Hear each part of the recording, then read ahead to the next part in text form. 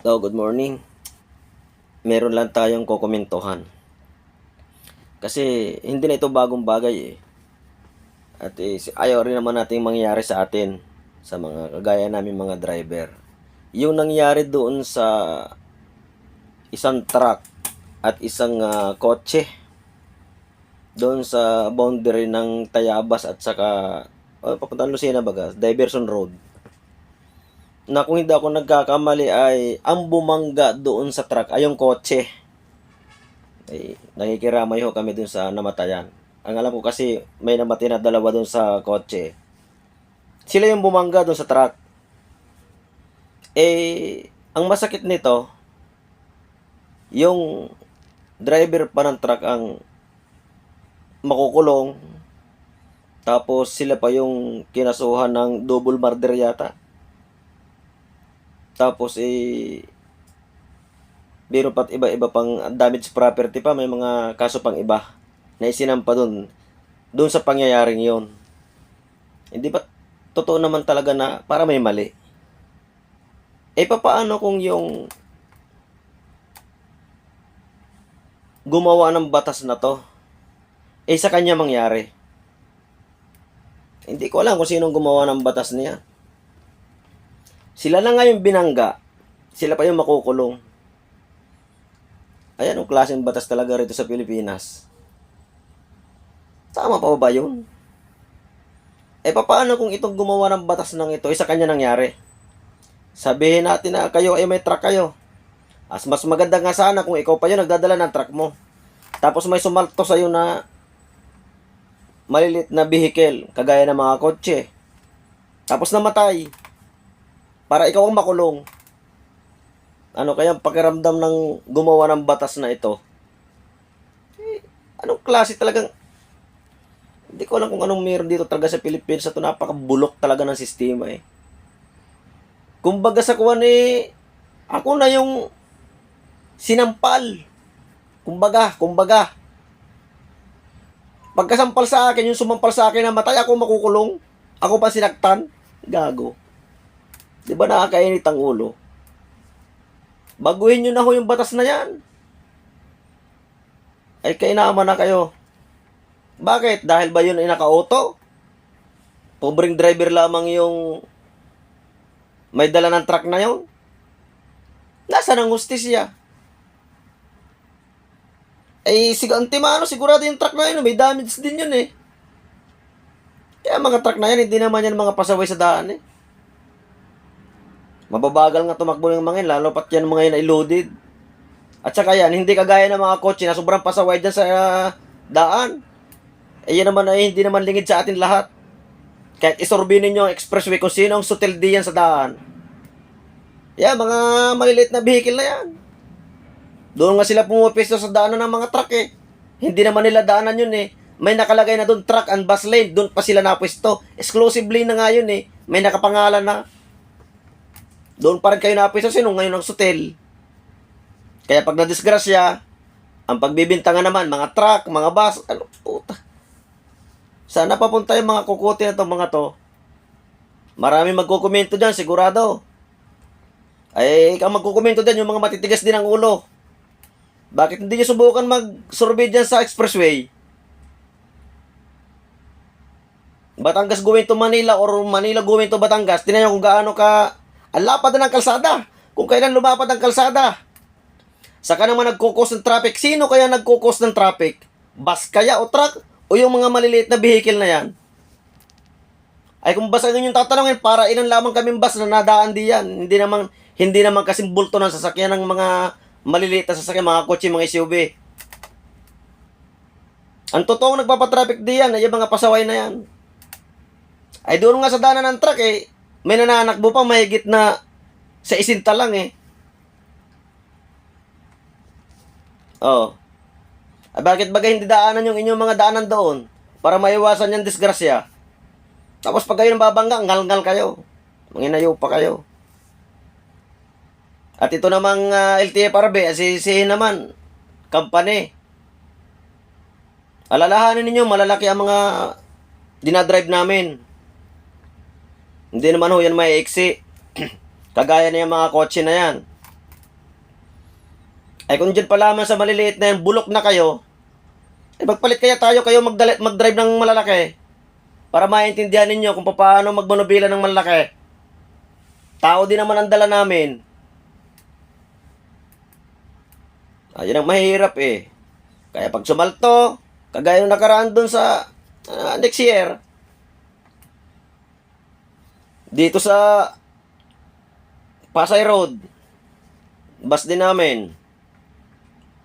Merong isang rider na dumaan dun sa gitna ng pagitan ng truck at saka bus. Oh. Hindi ang truck ang sumagi dun sa rider ng ano. Hindi ko lang alam kung anong klaseng rider yon. Hindi yung truck ang sumagi dun sa rider na yun, kundi yung truck ang sumagi dun sa rider. Dumaan pa ka naman dun sa gitna ay yung mga daan diyan ay halos eksaktuhan lamang ang mga sasakyan. Dumaan dun sa gitna. Sumabit siya dun sa truck. Pagsabit dun sa truck, bumanda dun sa bus namin. Sumuot dun sa ilalim, pisa. O ano na kulong? Yung bus namin, yung bus driver namin. Kasalanan ba ng bus driver namin yun? Hindi nga alam ng bus driver namin na yun susuot dun sa ilalim. Ay nakulong pa rin yung driver namin eh. Oh. Ang totoo dapat yan ay nadaan muna sa tamang proseso ng investigasyon. Pero wag niyo sanang ikukulong muna dapat yung tao. Dadaan muna sa proseso eh. Ikinulong niyo agad yung tao. Nagpiyansa. Doon pa lamang kasi pag iisipin ko parang may mali eh. Sa kanyo dapat ikulong kung talagang napag-alaman na ang may kasalanan na yung bus. Yung bus driver. Dahil sa sobrang kakamutihan ng ibang mga rider, gano'n na nangyari. Marami nangyayari dito, kahit sa akin. Traffic. Hindi mo makikita yung ibang rider. Kung di mo alam kung saan galing, pupunta doon sa unahan mo. Doon pa naman doon sa may lagayan ng signboard, di mo makikita ron. Pag abante mo, lagutok. Magagalit pa sa'yo. Makikipagbabag sa'yo. Ay kung wala lang yung mga road may dala ako laging tubo din at tatawid ko na eh. Sobrang mga pasaway eh. Lalo na dito sa Pasay. Yung paakyat ng Magallanes, galing dito sa Manila, papuntang Batangas, aakyat doon. Yung gulong mo ay malapit na doon sa may guhit. Paahon yun eh. Yung kabila nun, kumbaga sa kuwan, ay bangin na, kumbaga sa kuwan. Kasi, ano yun eh, Semi Skyway na yun eh. Papaganon yun, no? Ibig ko sabihin, malalim na yun dito. Doon pa nadaan na hindi mo mapapansin. Hindi mo akalain na may dadaan pa doon na halos dadalawang dangkal na yung pagitan. Mga rider. Oh. Matino pa kaya yun? Hindi ko alam kung bakit pinapayagan ng government ng Makati yung mga ganyan kasing rider. Kan lalaki ng mga truck diyan. Diyan nagkikipagsiksikan. Dapat may sariling daan yung mga yan eh. Hindi naman nila sinasaway. Ang lalaki ng mga sasakyan na dumadaan diyan, nakikipagsigitan sa gitna yung mga yan, mga rider. Kagaya nung nakaraan na ambon, medyo malakas na ang ambon, nadudunan kami sa ibabaw noon. Nagtigilan yung mga rider doon, yung mga motor doon sa ibabaw na yon. Kasi ang ibabaw noon ay ay MRT. Ibig sabihin hindi sila mababasa roon. Pero daan yun eh. 3 lanes lang yun. Halos bulto ng sasakyan doon dumadaan. Direct traffic. Oh, traffic. Ito namang isang rider na kamuting bangag eh. Basta na lamang pumasok ng kaliwa, sabay daan ng trailer na di 20 lang naman ang haba. Mabutit yun ay walang laman. At medyo mabagal. Pasuot sa ilalim.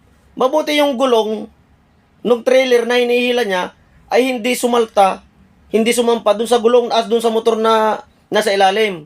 Kung nagkataon yun ay pisa. Mabutit, ang nangyari nung parang kinakaladkad lang. Nasa unahan ko yung trailer na yun. Kaya kitang-kita namin yung pangyayari.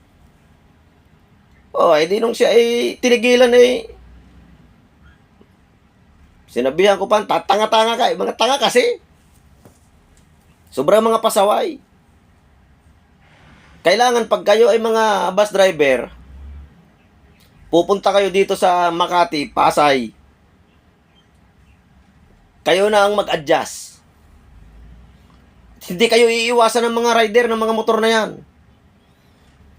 Magulat-gulat ka, malayo pa sa likod mo. Pag nag-placer ka, bibiritin nila ng maigi yan, sabay busina sa'yo. Pag nasagi mo, ikaw may kasalanan. Tira mo kung gaano katarantado iba. Hindi ko alam kung bakit pinapayagan niya ng mga Move It, Joyride, saka na yung isa, Angkas. Hindi naman yan tatlong kumpanya na yan, hindi naman lahat ay ganun eh. Maraming matitino, pero maraming sutil.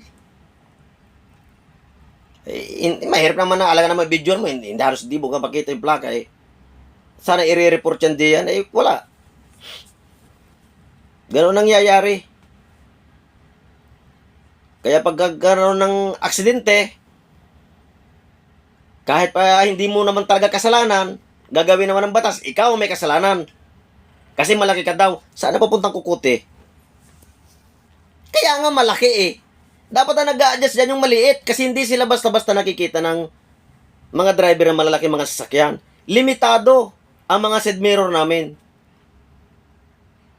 Halos napakalit lang ang pagitan ng side mirror. Hindi mo naman kita yung lumayo lang ng konti dyan sa tagiliran ng bus namin. Hindi na namin kita yung kung ano man sasakyan.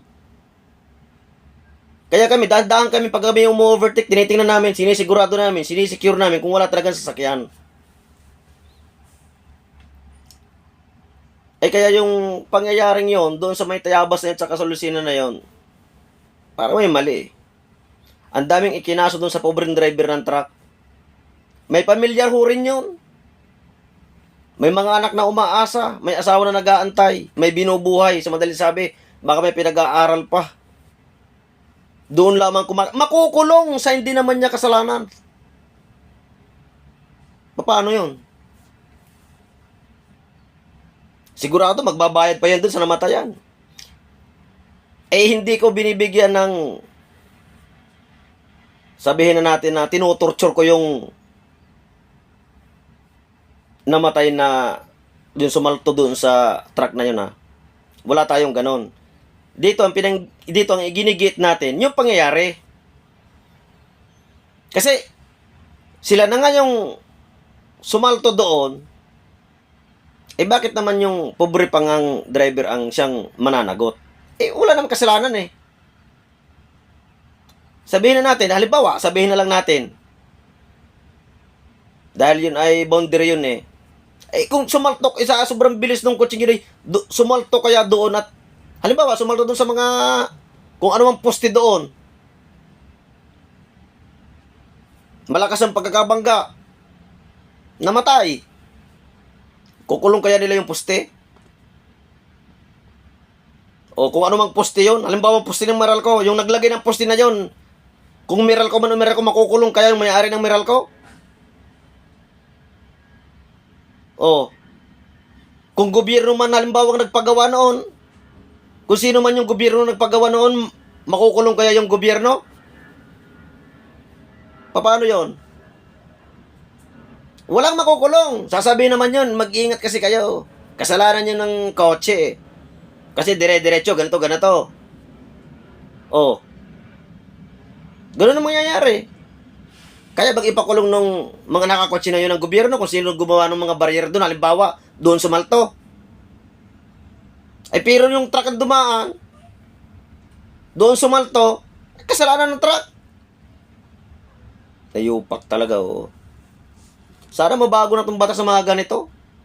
Magkaroon ng masusing pag-imbestiga, hindi yung, yan ang inyong tutukan ng gobyerno, yung mga ganyang batas na mga, hindi ko alam kung saan impyernong klaseng batas yan, dapat yan ang inaalis, pinapalitan ng mas maganda at tama at patas na batas. Yan ang dapat na ilagay. Yan ang matuwid na batas. Kaya nga, batas. Itinatama yung mali. Hindi yung mali ang siya ang tama. At yung tama, ang siya magiging mali. O yan ang klaseng batas yan. Batas para sa, kailan kaya pa mababago ito? Wala na eh. Wala nang pag-asa ang Pilipinas na to. Iba kasi ang tinututukan ninyo eh. Ang tinututukan ninyo kung paano ma-impeach ang isang vice president, ang isang president. Punyeta kayo, nag-aaway-away kayo. Wala kayong kwenta-kwenta mga tao. Ang pukusan ninyo, yung mga ganitong sistema. Wala kayo kwenta, buwisit kayo.